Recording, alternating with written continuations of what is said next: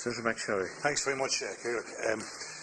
We can't agree to the order of business today. I'd like to propose an amendment that the Minister come to the House to have an emergency debate on the flooding issue.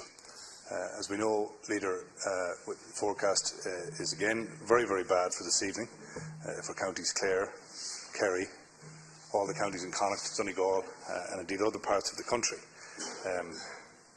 In 2012, the Taoiseach spoke of the need, and I'm quoting, for much more sophisticated early warning systems and a system that operates to the best advantage of everybody. After 2013, which was the worst storms for 143 years, we heard the first calls from the Met Office for additional staff. I see that part of the government's announcements in recent days is now to allow these extra staff to be recruited by Met Éireann. Too little, too late.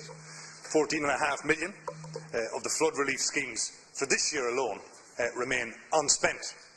And while of course we welcome 15 million of a scheme to aid communities under siege with the recent floods, it is truly disturbing to have been listening to the communities throughout the country, to the people in Athlone, to the farmers throughout the western seaboard, to the people of Bandon, to the various people in every county. I spoke to somebody last evening in Sligo whose house was completely flooded and were in urgent need of somewhere to try and rent so that they and their family could begin preparations for Christmas.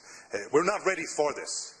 We've never been ready for this. And despite a series of measures that were announced by government back in 2012 and specifically in 2013, when we then had the worst storms for 143 years, it seems that we remain as unprepared as always. Minister Harris has mentioned how there are unanticipated delays in terms of the funding that's required to deal with this issue. Why are those delays? What are they? What's causing them? The Army needed to be called out much quicker to prepare in terms of sandbagging and other preparations that could be made to mitigate against the disaster that has taken place over the last period. So it is our contention that an urgent debate is needed. The House is entitled to know what hands are on deck and what measures are going to be taking place over the coming days as things continue to get worse. As we know, many families don't even have insurance because they've been here before in 2012 and in 2013. At least in the UK, following the very bad flooding there in 2013, the government undertook to sign a memo of understanding with the insurance industry over there so that people who had had flooding in the past would be in a position to get insurance for their homes at affordable rates. That is not the case here, and one of the questions we want to put to the Minister is, has there been contact with the insurance industry?